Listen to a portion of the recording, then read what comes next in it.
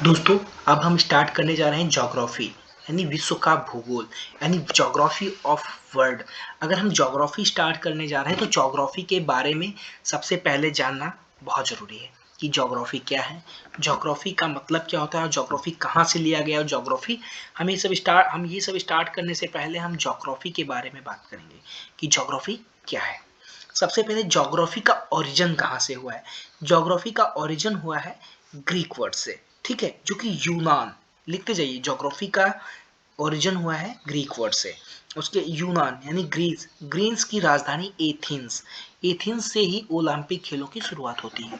सबसे पहले ग्रीस यानी एथेंस से ही ओलंपिक खेलों की शुरुआत होती है, ठीक है। अब हम बात करते हैं ज्योग्राफी क्या है।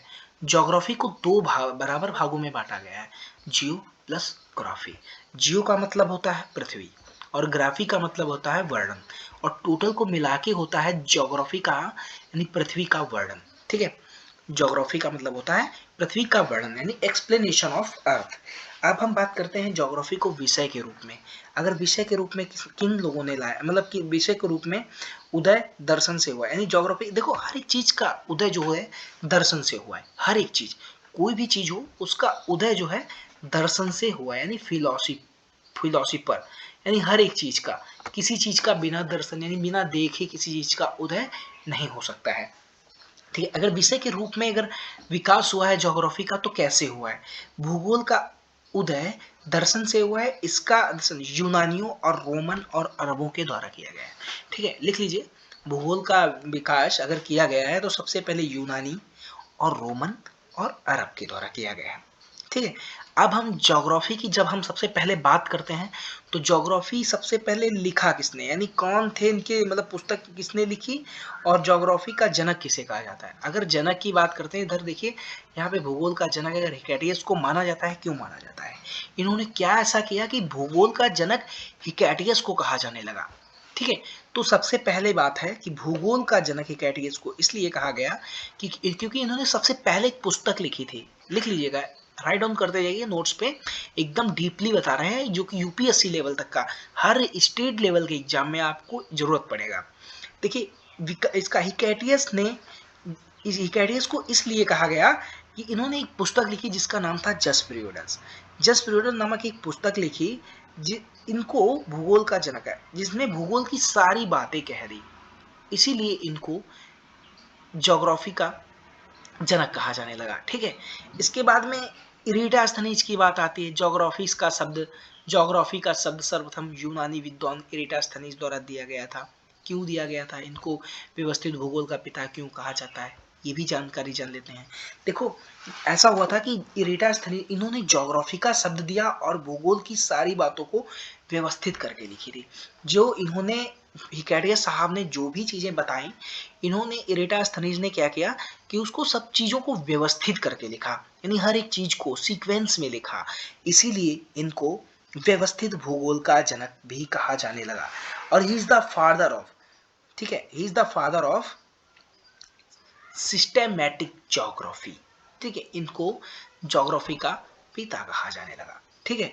इसके बाद में अगर हम दर्शन शास्त्र की, एक जर्मन दार्शनिक थे जो, जिनका नाम था अलेक्जेंडर वोन हम्बोल्ट, कॉस्मोस नामक पुस्तक लिखी। इन्होंने क्या किया, इसके बाद में भी एक दार्शनिक हुए हैं जिनका नाम हम, आप इसमें हमने नोट्स में नहीं दिया, ये घटना चक्र है, इसमें टोटल बातें नहीं लिखी हैं, वो चीज़ें मैं एकदम डीपली बता रहा हूँ, जैसे कि लिखते जाइए। जर्मन दार्शनिक थे एक अलेक्जेंडर, जर्मन दार्शनिक अलेक्जेंडर वोन हम्बोल्ट उनका नाम था, अलेक्जेंडर वोन हम्बोल्ट उनका नाम था।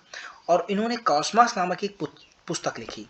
इन्होंने जलवायु विज्ञान शब्द भी दिए, इन्होंने सबसे पहले जलवायु विज्ञान शब्द दिए।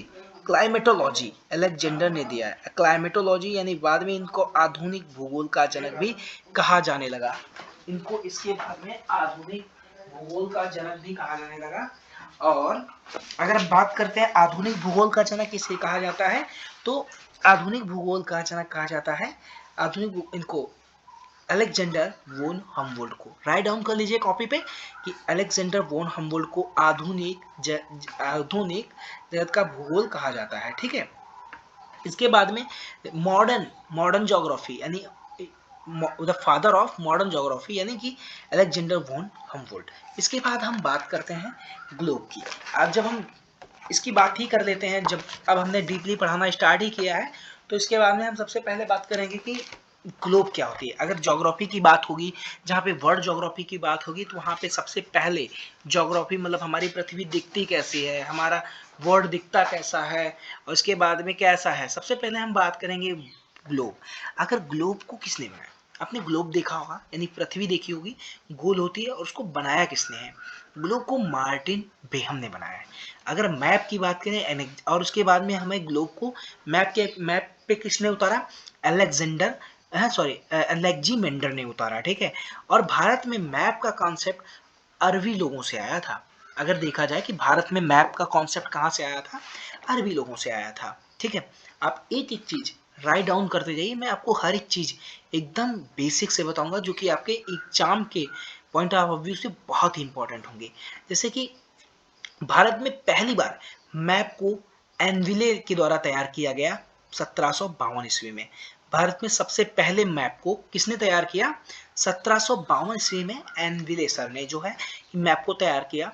और भारत के मानचित्र को विश्व के मानचित्र पर दर्शाने वाले पहले व्यक्ति का नाम क्या था?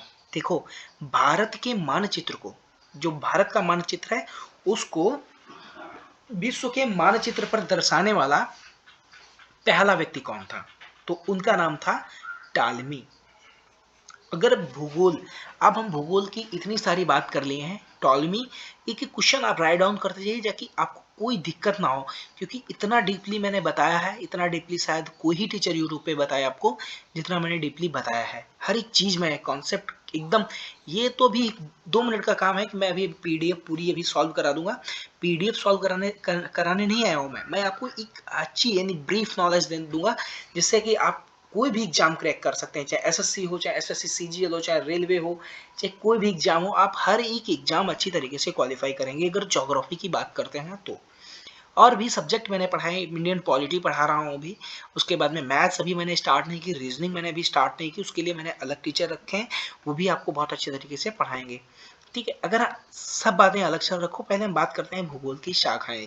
अगर हमने भूगोल को देखा है, तो भूगोल को कितने भागों में बांटा गया है और भूगोल क्या क्या है? देखो, भूगोल की निम्नलिखित 2 शाखाएं अगर देखा जाए तो फिजिकल ज्योग्राफी और ह्यूमन ज्योग्राफी।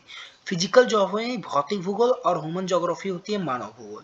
फिजिकल ज्योग्राफी का अगर बात करें कि पॉलीडोनियस को जनक कहा जाता है, और एरिटास्थनीज को क्यों कहा जाता है ये भी बताएंगे। और मानव भूगोल के जनक को कहा जाता है फ्रेडरिक रिटजल। मानव भूगोल का जनक किसे कहा जाता है? फ्रेडरिक रिटजल को कहा जाता है, फ्रेडरिक रिटजल को कहा जाता है मानव भूगोल का जनक, ठीक है। अब हम बात करेंगे कि जनक एरिटास्थनीज भू आकृति विज्ञान, जलवायु विज्ञान यानी समुद्र विज्ञान, यानी जिसे भौतिक भूगोल कहते हैं, जिसमें उसमें दिया होता है भू आकृति विज्ञान, भू आगर्भी का संरचना, जलवायु विज्ञान, समुद्र विज्ञान। और मानव भूगोल में क्या कहते हैं? भूकर एंथो ज्योग्राफी नामक पुस्तक लिखी, जिन्होंने फ्रेडरिक रिटजल ने पुस्तक के जन्म, सांख्यिकी और सांख्यिकी आधार पद्धति, इन सब चीजों के बारे में हमने आपको बताया कि भूगोल क्या होती है। अब आपको भूगोल का ब्रीफ नॉलेज मिला है। इसके बाद में अब हम स्टार्ट करते हैं अपना टॉपिक कि भूगोल क्या है। अभी हमने बताया ज्योग्राफी का शब्द, ज्योग्राफी शब्द का प्रथम, देखो ज्योग्राफी का शब्द का किसने उपयोग किया? सबसे पहले किसने दिया? एरिटास्थनीज ने। उसके बाद में मॉडर्न ज्योग्राफी का जनक किसे कहा जाता है? यानी अलेक्जेंडर वॉन हम्बोल्ट को कहा जाता है। हिकैटियस, यानी हिकैटियस पुस्तक, हिकैटियस को क्यों माना जाता है फादर ऑफ ज्योग्राफी, यानी जनक क्यों है? इन्होंने जस्ट पीरियड्स नामक एक पुस्तक लिखी, इसीलिए इनको कहा जाता है, ठीक है। अब हम बात करते हैं विश्व भूगोल की, ठीक है। यहाँ तक के आपके सारे क्वेश्चन कंप्लीट हो गए होंगे। अब मैं बात करूंगा विश्व भूगोल की। विश्व भूगोल क्या है? ब्रह्मांड। अगर विश्व की बात करते हैं तो सबसे पहले वहां पे बात आती है ब्रह्मांड की, यानी कॉस्मोस। कॉस्मोस क्या है? सूक्ष्मतम अणुओं से लेकर विशाल मंदाकिनियों यानी गैलेक्सी तथा खगोलीय पिंड से सम्मिलित स्वरूप को ब्रह्मांड कहा जाता है, ठीक है। सूक्ष्मतम अणु यानी छोटे छोटे अणु, सूक्ष्म अणु से लेकर विशाल मंदाकिनी यानी बड़ी बड़ी मंदाकिनी यानी गैलेक्सीज तक एक खगोलीय पिंड से सम्मिलित स्वरूप को ब्रह्मांड कहा जाता है, ठीक है। निकोलस कापरनिकस ने सर्वप्रथम यह मत अभिव्यक्त किया कि ब्रह्मांड के केंद्र में सूर्य है, ना कि पृथ्वी। ठीक है, इन्होंने कहा, निकोलस कापरनिकस ने कहा ब्रह्मांड के केंद्र में सूर्य है, ना कि पृथ्वी। और कापरनिकस ने क्या कहा?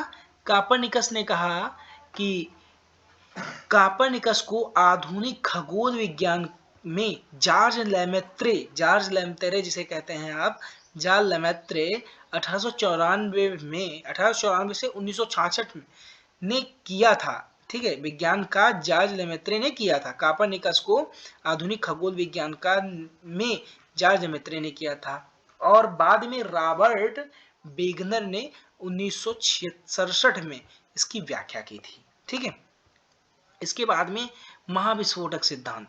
अब हम महाविस्फोटक सिद्धांत की बात करेंगे।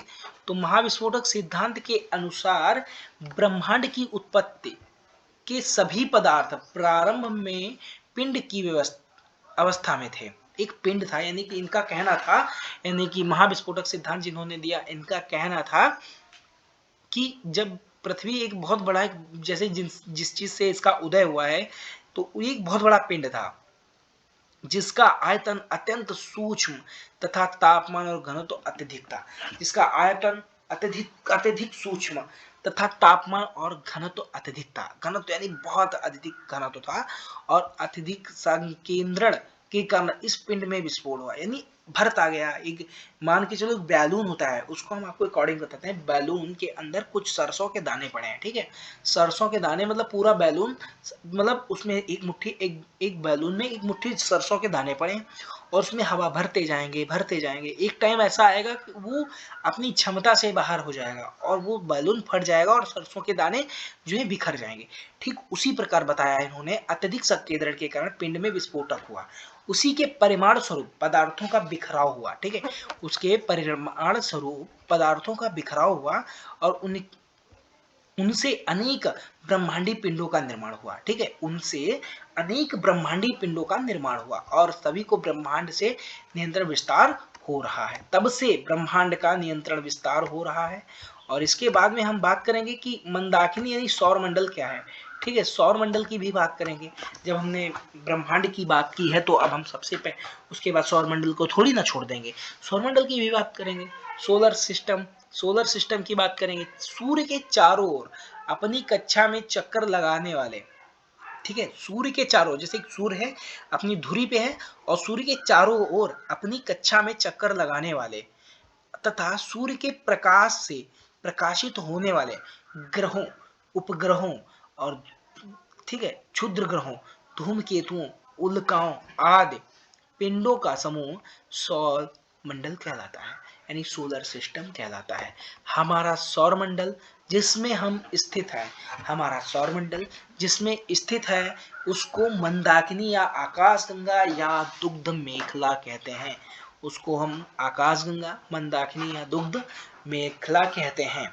सूर्य, अब जिसके बाद में हम सूर्य की बात करेंगे, अगर सोलर सिस्टम की हमने बात की तो सबसे बड़े ग्रह की भी बात करेंगे। इसके बाद में हम आपको 1 by 1 कॉन्सेप्चुअल बताएंगे। पहले हम इतना कंप्लीट कर लेते हैं।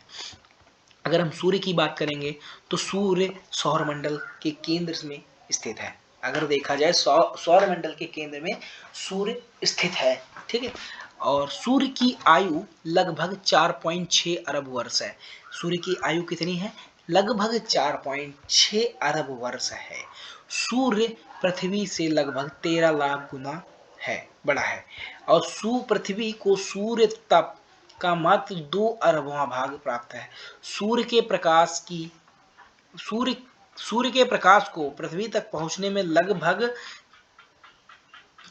3 गुणे 10 की घात 8 वर्ष मतलब टाइम लगता है। 3 गुणे 10 की घात -8 प्रति किलोमीटर की चाल से 3 गुणे 10 की घात 8 इतना टाइम लगता है। ठीक है, और सूर्य की समस्त ऊर्जा का स्रोत नाभिकीय संलयन है। सूर्य की समस्त ऊर्जा का स्रोत नाभिकीय संलयन है। अब अगर हम बात करते हैं तो सबसे पहले सौरमंडल के बारे में बताएंगे। सौरमंडल कि वर्तमान में कुल 8 ग्रह हैं, ठीक है। सौरमंडल में वर्तमान में 8 ग्रह हैं। सूर्य, ठीक है, सूर्य से दूरी के आधार पर अगर देखा जाए ग्रहों का क्रम बुध, शुक्र, पृथ्वी, मंगल, बृहस्पति, शनि, अरुण एवं वरुण है। आकार के आधार पर अगर देखा जाए ग्रहों का अवरोही क्रम यानी बृहस्पति, शनि, अरुण, वरुण, पृथ्वी, शुक्र, मंगल एवं बुध है। और इसके बाद में हम बताएंगे सूर्य के बारे में। सूर्य ग्रहण कैसे होता है, ठीक है। सूर्य ग्रहण कैसे होता है, हर एक चीज बताएंगे, सूर्य के ही बारे में पहले बताएंगे। सूर्य ग्रहण होता है, सूर्य ग्रहण सोलर इक्लिप्स तब होता है जब चंद्रमा सूर्य और पृथ्वी के बीच आ जाता है, जिससे सूर्य का पृथ्वी तक नहीं पहुंच पाता, ठीक है। सूर्य का प्रकाश पृथ्वी तक नहीं पहुंच पाता, इसी को सूर्य ग्रहण कहते हैं। सूर्य ग्रहण प्रतिपदा, न्यू मून डे या अमावस्या को ही होता है, ठीक है। इसके बाद में सूर्य के बाद में हम बुध को पढ़ेंगे, शुक्र को पढ़ेंगे। हर एक टॉपिक आपको सीक्वेंस के हिसाब से बताएंगे, जो कि आपके हर एक एग्जाम के पॉइंट ऑफ व्यू से कंप्लीट होंगे। सूर्य ग्रहण, प्रतिपदा, न्यू मून डे, और उसके बाद में बुध, मरकरी, और उसके बाद हर एक टॉपिक आपको सीक्वेंस से बताएंगे, ठीक है। उम्मीद करता हूँ आपको इतनी वीडियो अच्छी तरीके से समझ में आया होगा। देखो मैंने हर एक चीज़ का PDF रखा है, हम आपको हर एक चीज़ अपने वीडियो में बताएंगे जो कि आपको अच्छी तरीके से समझ में आएगी, ठीक है। ये हर एक चीज़ बता देंगे आपको, ठीक है। उम्मीद करता हूँ आपको बहुत अच्छी तरीके से समझ में आएगा। अगर आप हमारे वीडियो पे नए हैं तो चैनल को सब्सक्राइब करें और कमेंट में जरूर बताएं कि आप कहाँ से पढ़ रहे हैं, ताकि हम जान सकें कि हमारी वीडियो कहाँ तक जा रही है। और आपको अच्छी तरीके से समझ में आ रहा हो तो आप जरूर बताइएगा मुझे। जय हिंद, जय भारत।